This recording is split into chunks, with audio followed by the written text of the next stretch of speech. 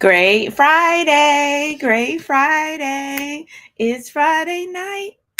Oh, it's going down again. Oh wait, I need to play that song, don't I? Hey y'all, it's Friday. Let me play that now. That's one of the greatest songs. Shout out to King George. Shout out to Stephanie Payton, who introduced me to Southern Soul. Let me see. Friday Night by King George. It's not nighttime, but it's gonna be nighttime tonight. So, um, let's see. It's probably gonna be. Oh nope, we don't want no commercials. All right, how y'all doing this Friday?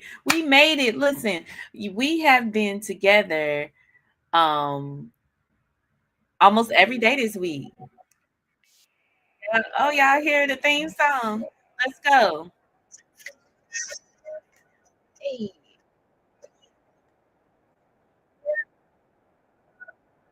tell 'em I ain't nobody.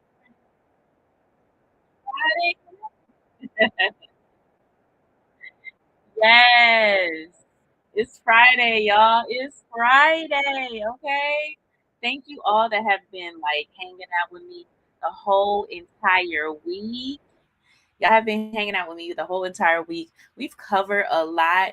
Yesterday was super vulnerable. I had a super vulnerable moment yesterday where I talked about the three hardest lessons that I learned um, this month. That was on Thursday. And then, we talked about, when I felt vulnerable, and I felt like no one wanted to hear what I had to say, and I felt undervalued. And so we talked about the three hacks to overcome when you feel worthless, right? When you feel like no one wants to hear what you have to say, when you feel like that, how can you possibly bring value to anyone? And we talked about ways to shift your mindset. We talked about changing your circles and what that looks like. And I definitely cannot wait until we do our networking workshop. That is going to be fire. So listen, get plugged in, y'all. Get plugged in, okay? We are going to be doing a thing. And today we're going to be talking about something that's a little easy for me. I find myself when I have coaching clients, um, this is often one of my strong suits, is that when someone wants to launch something, I tell everybody all the time, like, look, if you're not trying to launch for real, if you're not trying to do the thing for real, don't tell me. Cause baby, I'm gonna have your whole plan laid out. Your logo gonna be developed. Your website gonna be. Listen, I can launch a business in a split jack second. Okay, so don't tell me you want to do it, cause it's gonna get done. All right. And so today, I just really want to discuss some things that I experience in regards to launching anything. Some people that I talk to, they oftentimes say, "Well, Kezia, I'm just waiting. I'm gonna wait till the right time." And I'm too busy. I got too much going on. Okay, look, I'm gonna give you that. I'm gonna give you that. You might got too much going on. You might be busy, but there isn't a perfect time to launch a business. And I'm gonna tell you. I'm gonna tell you why. That having the vision and wanting to do something, sometimes you are hesitant to do it because you have told a few people and they may have projected their ideas onto you, and it has created fear. And I know that for me, that's actually what actually happened to me a few times, where I went to someone, you know who you are. Back in the day, when was that? What year was that? That was like 2000. It had to be like 2003. I came up with this wonderful idea. So let me tell y'all the story. Y'all wanna? It's story time, tea time, story time. So like, look. So it's my first time on an airplane, and I had got on the airplane, and I sat next across. I saw this guy with like these like big stack of books.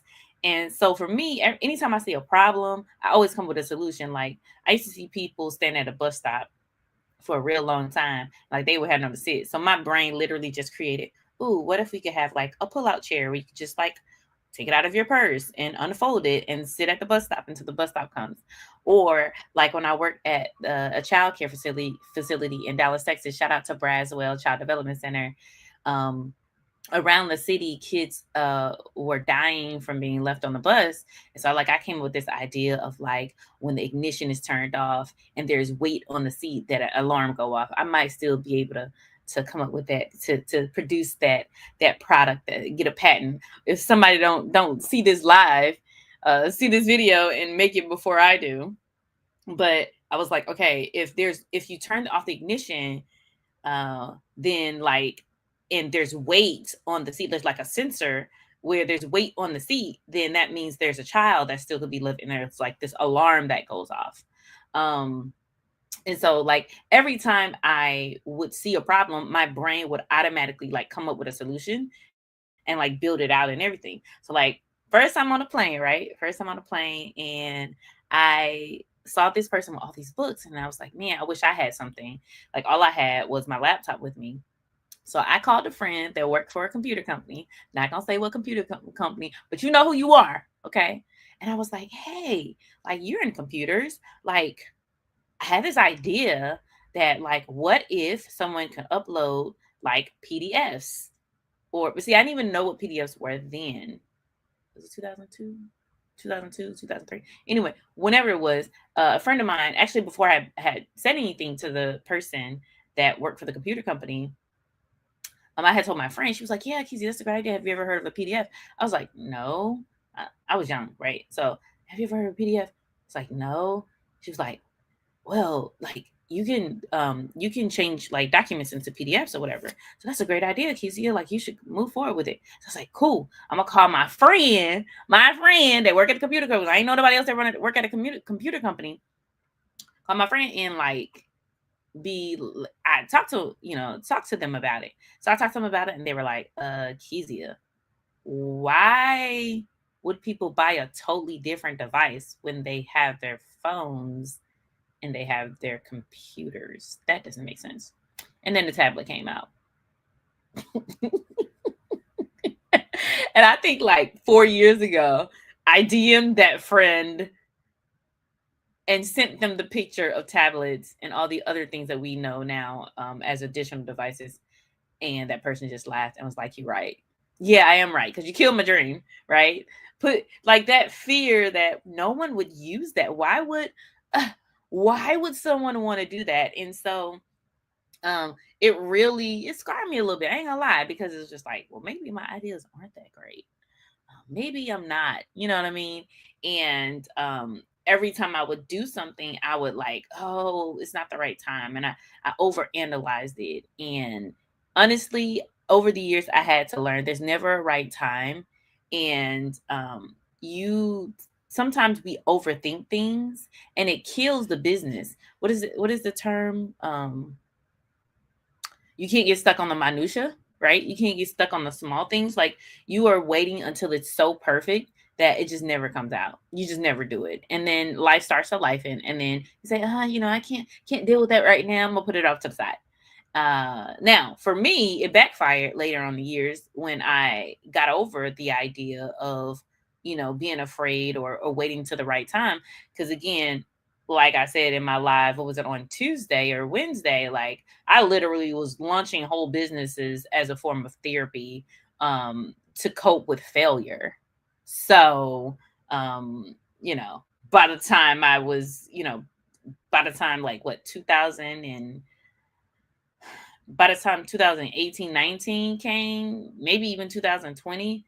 No, 2020 pandemic, 2021. I already had like 6 businesses, an app, a book, a media company. Like I literally launched like everything and had websites, had domains for everything. And so for me, like I shared on Tuesday, I had to seek therapy because I was like, where is this coming from? What is it?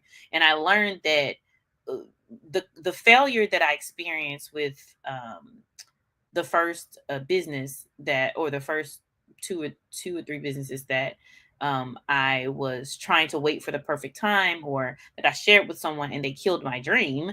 I ultimately, to overcome that, to make me feel like I wasn't a failure, I would just launch a new business, and then it would give me that feeling of success. It would say, okay, you've created something. Some people like to sing, some people play music, some people draw, some people paint. I, on the other hand, I was launching businesses. The art of creating and launching a business. Maybe that's a book that I should write one day. But honestly, man, I don't know. If you feel like that you need to get things in order first, I mean, I don't want to take away from how you feel, and I don't want to push you to go beyond. But what I can tell you is just like, you know, that's a form of distraction.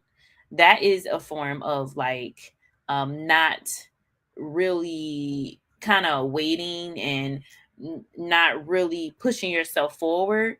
And honestly, there's, like I said before, it's not a perfect timing. um and let's look at like the iPhone. Let's look at the Mac. Let's look at Apple. Y'all remember what them ugly TVs? Them janks was gigantic. Okay, if they would have never started hoping that they could create what the MacBook is now or the iPhone is now, they would have never gotten started.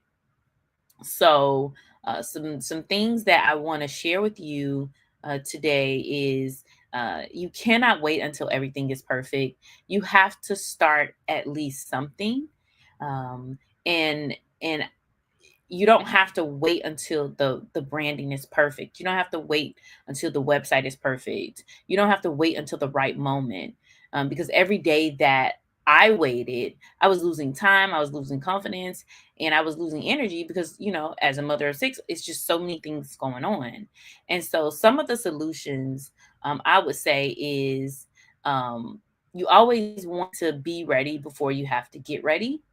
You want to, you may want to seek therapy, right? You want to figure out where that hesitation is coming from. Get it out of your head, and at least put it on paper, right? Put it on paper, and then after, because I know a lot of people tell me, Kezia, I have notebooks upon notebooks upon notebooks of ideas, and Google documents upon ideas. And so, yes, that's a good start, that you put it on paper. Now you have to test the market. You have to at least do what, in business jargon is called MVP, most viable product. You have to take a snippet of that business idea and start the very first level so you can get feedback, um and you can kind of test how everything is, because feedback really beats perfection. It beats perfection. You have to start ugly, have to start scared, and you have to start messy. Okay, y'all say it with me: start ugly, start scared, start messy. Just start, right? And one of the things that I had to do is I had to stop treating my idea like it was fragile. Business is was created to be tested. Businesses are built to be tested. Um, and and you have to ask yourself, are you procrastinating or are you planning? Which one? Because sometimes that planning just gets way out of control.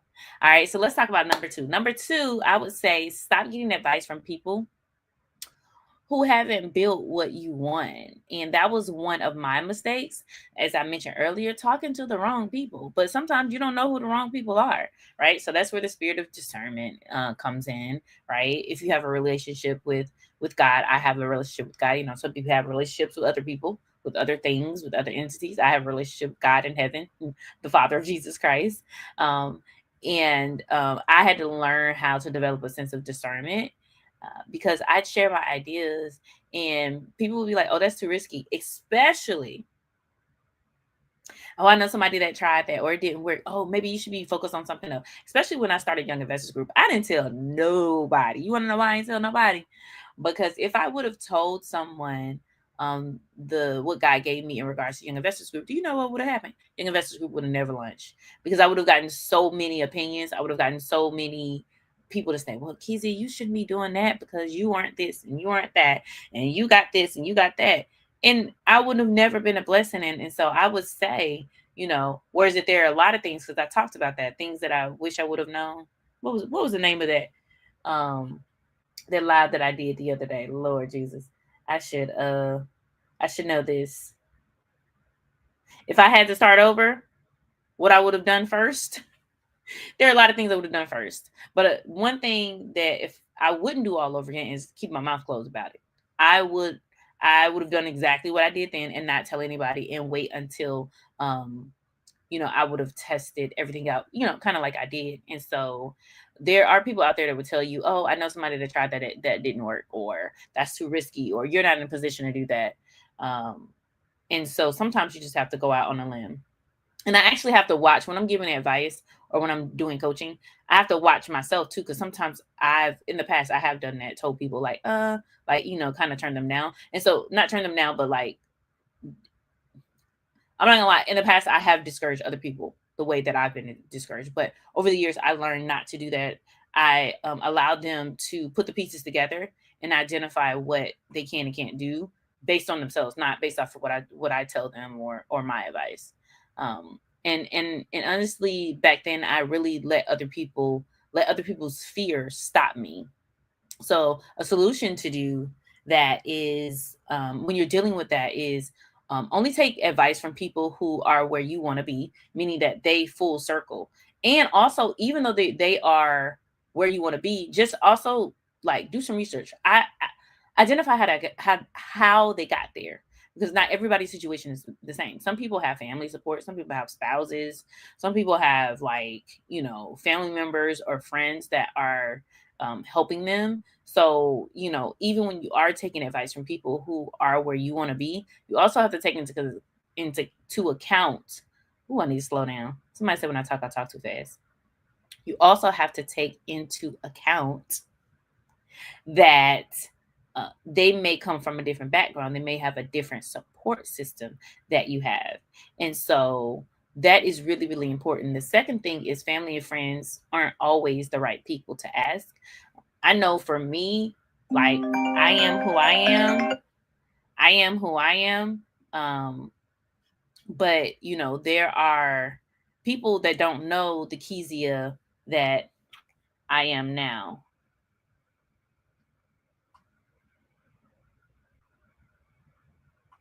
Sorry. They don't know who the people. They don't know who I am now. Let me turn my ringer off.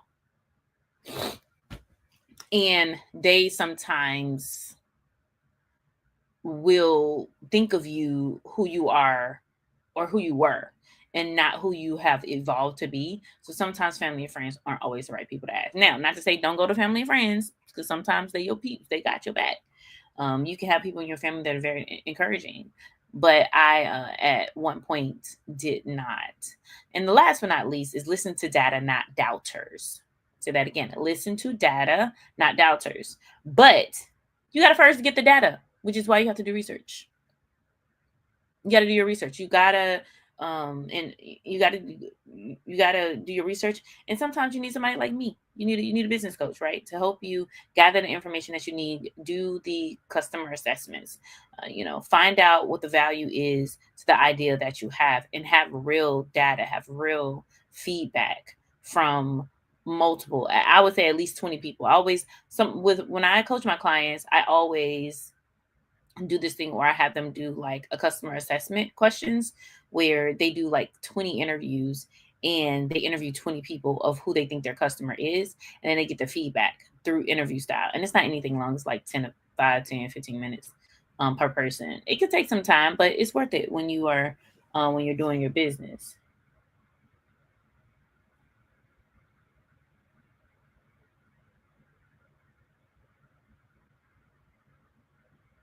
Sorry, guys.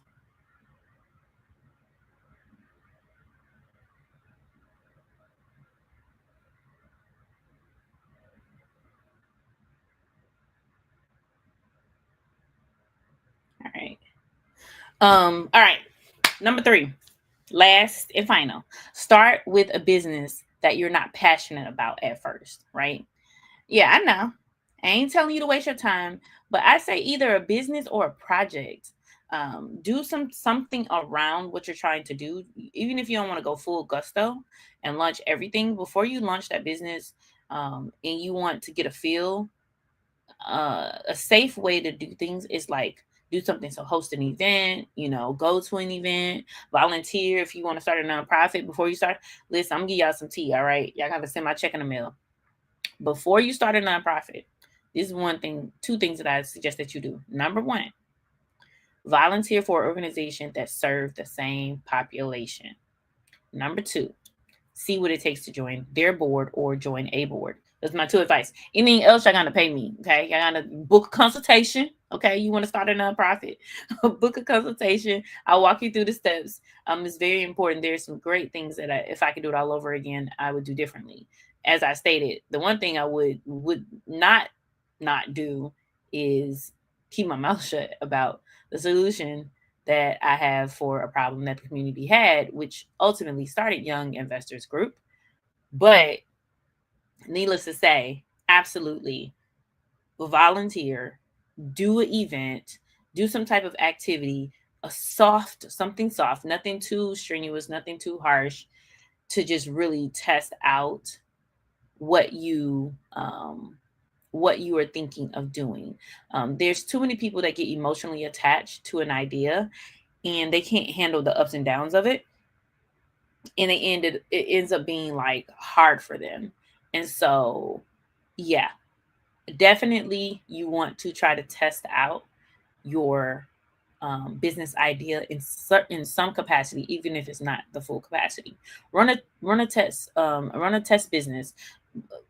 Some of the thing that we take the young people through Young Investors Group is they learn how to launch their own e-commerce business. And although some of them may not go full-fledged with the e-commerce business, they learn how to go through the process of business and all of the challenges that come with running some type of business, or a side hustle, something that teaches you how business work. You definitely want to start with something that you're not passionate about so you can just go through the process. Focus on the process versus the passion to get the skills first. Again, focus on the process and not the passion. Sometimes you can learn that process by, like, say if you want to open up a restaurant, going to work for a restaurant, then graduating and being the manager, and then graduating being, the general manager, and like understanding all the dynamics of a restaurant. Passion is cool, but profit comes from the execution part, not the passion. We can be passionate about an idea all one. No, we got to get the bag. Oh Lord, I had to learn. Listen, I learned that recently. I know. I should have known, but passion is cool, but profit comes from the execution. So execute. All right. If you need somebody to help you execute, I'm your girl. All right. Need somebody to help you process what that looks like, to even do a trial run, to start with the MVP. Come see you, girl. And actually, you don't have to book a consultation. What you can actually do, okay, you can actually join my class on February 20th. February 20th, that's a Thursday night, 6:30. It's virtual. All right. Join my workshop called Out of the Mud and Into Profit Workshop, February 20th. You need a roadmap? I got you.